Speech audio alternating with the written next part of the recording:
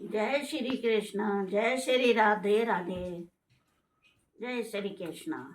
इन दोनों के चरणों में मेरा कोटि कोटि प्रणाम। यशोदा माता की कथा मैं कहूंगी, आप सुनिए।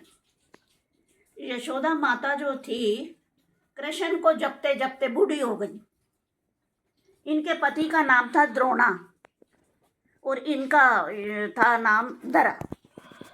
तो ये धरा पति का नाम जप, वो कृष्ण भगवान का नाम जपते जपते बूढ़ी हो गई।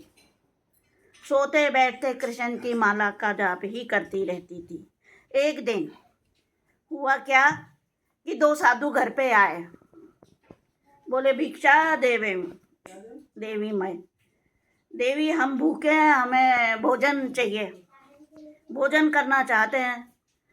देवी धरा ने कहा, ठीक है महाराज, आओ पधारो। आसन बिछाया और कहा, पधारो, आसन ग्रहण करो, मैं भोजन की व्यवस्था करती हूँ। अब धरा कि यहाँ कुछ भी नहीं, किचन में गई, कुछ भी नहीं बनाने के लिए, क्या बनाए, बेचारी बड़ी अफसोस में पड़ गई। अब एक दुकान पे गई बनिए के यहाँ।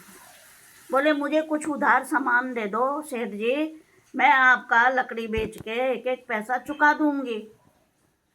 मेरे घर पे दो साधु आए हैं, मैं चाहती हूँ भोजन कराकर भेजूं, तो आप ये सामान दे दो, मैं पैसा चुका दूंगी। बनिए की नीयत खराब हो गई। अब बनिए ने उससे कहा, तुम्हारे सतन दे दो, फिर ले जाओ सामान जितना चाहे। सामने चाकू पड़ी थी।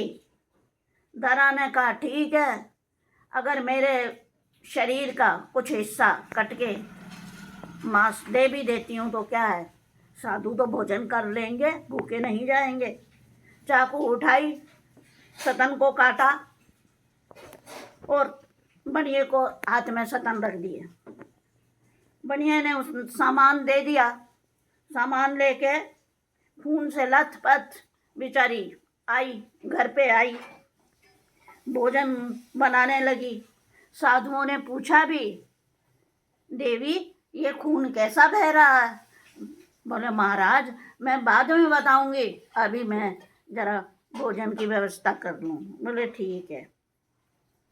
अब कृष्ण आपके घर कृष्ण ही पधारे थे, वो साधु नहीं थे, भगवान थे वो। कृष्ण पधारे कि आप धन्य हैं देवी, अगले जन्म में महल की रानी, अगले जन्म में हम तुम्हारा ऋण चुकाने आएंगे। जब किशन जी ने कहा, ये बताओ खून कैसे बह रहा है, दोबारा उन्होंने कहा, तो उन्होंने कहा कि मेरे पास कुछ नहीं था बनाने के लिए, मैं इसलिए बनिए के यहाँ गई थी, तो उन्होंने मेरे सतन मांगे, मैंने दे दिए। तब कृष्ण भगवान ने अपना रूप दिखाया और कहा, देवी हम तो कृष्ण हैं, साधु नहीं है। अब ये ऋण हम अगले जन्म में आपको चुकाएंगे और आपका दूध पिएंगे और आपका बेटा बन के हम रहेंगे, तुम्हारा पुत्र बनकर हम रहेंगे। धन्य हो देवी, जो संतों की सेवा करते हैं, भगवान स्वयं चलकर उनके घर पे आते हैं। जो भक्ति करते हैं, झूठ नहीं बोलते, छल कपट अभिमान का त्याग करते हैं, उनके घर भगवान स्वयं चलकर आते हैं। उन्हें कोई मंदिर जाने की आवश्यकता नहीं है, भगवान स्वयं चल के आए।